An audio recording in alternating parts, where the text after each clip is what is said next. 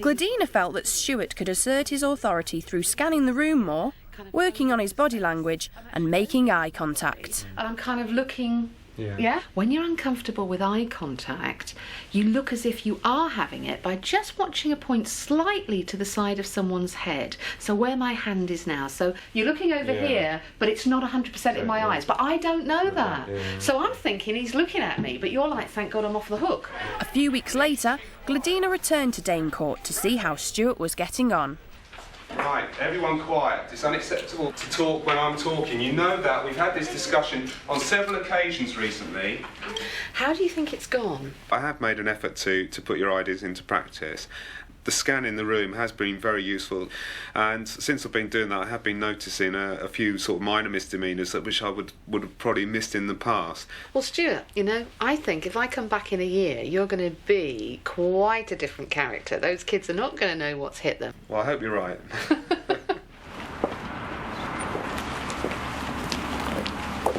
Well, here I am, a year on in. I said to Stuart I'd be back in a year, and I am. So let's just go and see how he's getting on with that class of his.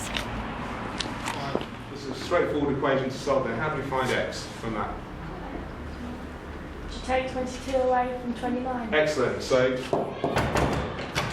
hi Gladina. The class is almost over, but if you'd like to take a seat at the back. If you can follow that solution from that point onwards, in other words, take this equation from this equation so we end up with the value for x. Yeah. Okay. First of all, write the equation out.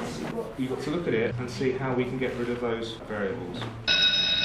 So Stuart, when I came last year, okay, you've just started teaching and you've been thrown in at the deep end, and I think it's fair to say that things were a little bit tough for you, and I suggested maybe that there were some strategies that might help, and I just wondered, how have they worked?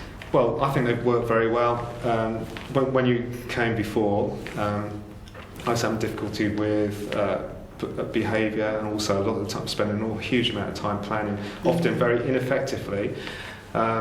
And I think the key point you said was that I'm striving for perfection, and unfortunately I am a perfectionist. And this year it is far from perfect, and I'm still having a few problems, but the number of problems I'm having is much, much less. And I think the other thing is I feel a lot more relaxed about it, whereas last year I was so tense, and I think that had an adverse effect on the children as well. So. Well, I think that's a really good point, because, you know, children are very perceptive, and they pick up kind of like atmosphere.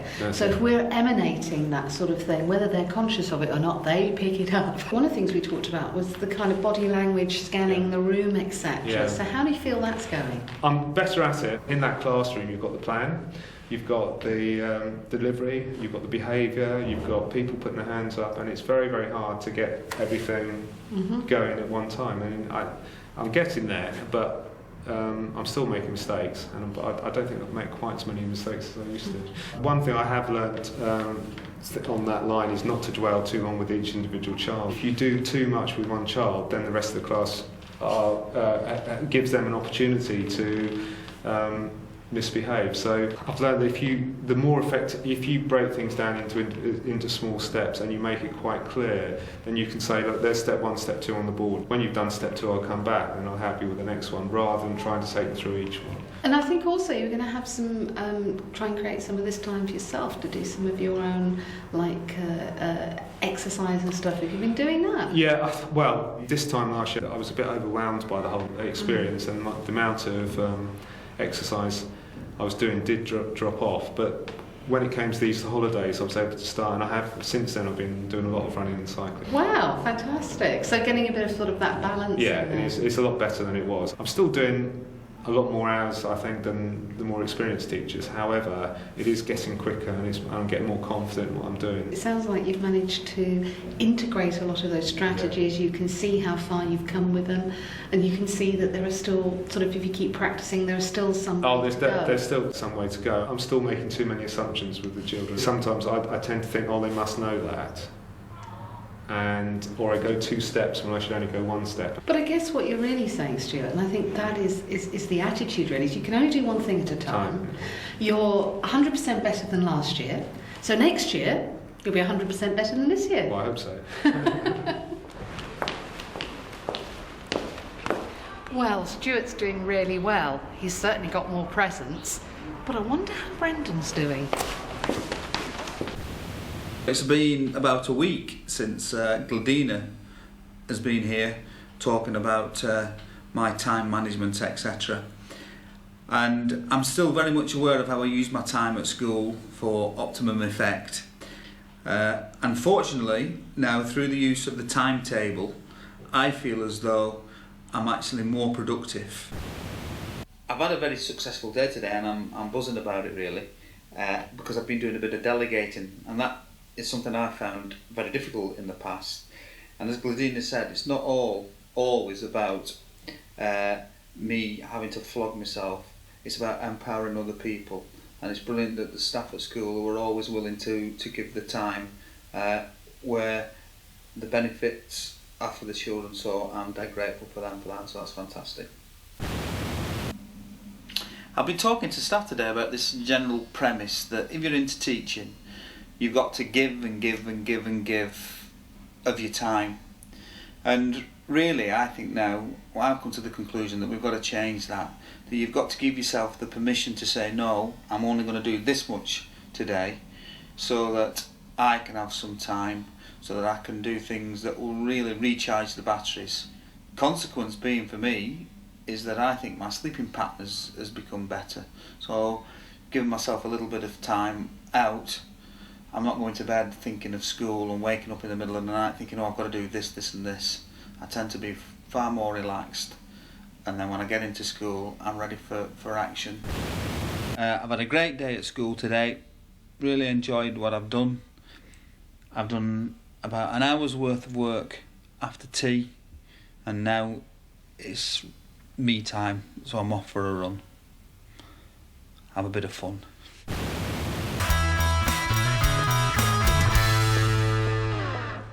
So it's back to Rochdale for Gladina to check on Brendan's progress.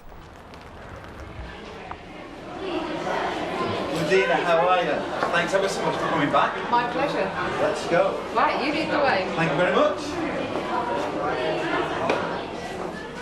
So Brendan, it's a real pleasure to see you again. And you, Gladina. It's great to see you. I'm curious. I just want, how's it all been going? Because when I left, there were a number of tasks for you to undertake. And I think when we talked about it, one of the most challenging for you at the time was this concept of coming up with 20 positive things about yourself. So how did that go? I thought I would really struggle with that, to find 20. But actually, when I sat down that same weekend, I actually, first of all, managed easily 20 and then went on to get 21, 22, 23. Fantastic. I actually enjoyed doing that task because it affirms actually some of the positive things about you as a person. Well, I'm really delighted you said that, Brendan, because it's all about getting the balance back. And, you know, it's just all too easy for us to look at the negative and not look at the positive. And what we need to do is to make sure that they stay in balance. So what was the next thing we had on the list? So to break down my job into tasks and then to put myself as the third person observing me do those tasks. I did that and looked down, and daily I went through the different tasks. I use words like knowledgeable, convincing, confident. So what are you going to do next with that? How are you going to use it to shape what you do?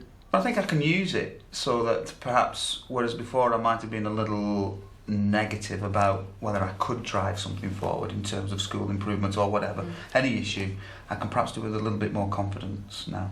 And not spend too much time and not too much energy worrying about possible outcomes when I know the evidence is. And that's a great term, evidence, because this is evidence to support you. And very often what you've just said is so true. We waste loads of time and energy which we could keep for the times we really need it, as opposed to the times when we're actually giving it out and we don't need to. Okay, and then? The next task I had was the delegation. Yes.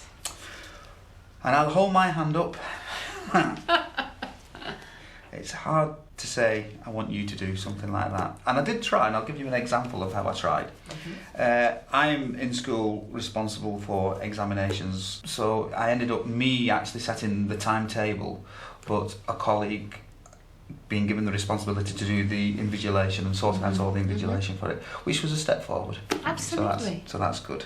And delegation doesn't have to be, Brendan, an all or nothing scenario. You've now broken that task down, kept the bit that is crucial you do, and got rid and delegated to somebody else what they are very able to do and you don't need to do. The other thing as well that might fall into this category is that as a leadership team we're actually looking at our roles and responsibilities and also empowering other staff.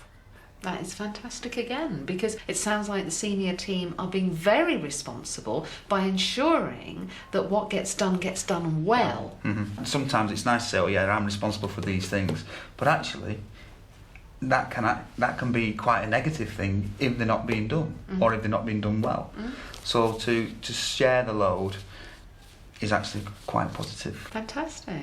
And have you had some time to think about your journal? Yeah, I tried to work into my daily timetable, which, if I was honest, a lot of it was all to do with schooly tasks, and I've tried to put in some of what I will now call the me time tasks. And yeah, it's okay. Not as good as it should be, I don't think. I think my wife would say that I'm still not as good as I could be in that area and not giving myself enough time to relax. But I think she would agree that there's been a marked improvement. May I make a suggestion? Because I think you've done really, really well, Brendan. I do. You've put the commitment in, you're getting the payback for it, you know that if you just keep on doing what you're doing, it's going to get better.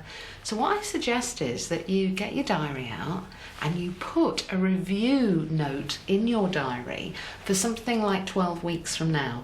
Okay? And in 12 weeks, when you get there, go back and have a proper review over everything on that list. And it's a really good way of keeping ourselves on task, of recognising how much we've done, so that's back to the appreciation side. And then we can also have a tinker. So if you have a look and think, well, there's still a little bit here that maybe I could kind of, get a bit more time for me, or maybe delegate a bit more or whatever, you've got an opportunity to think about it.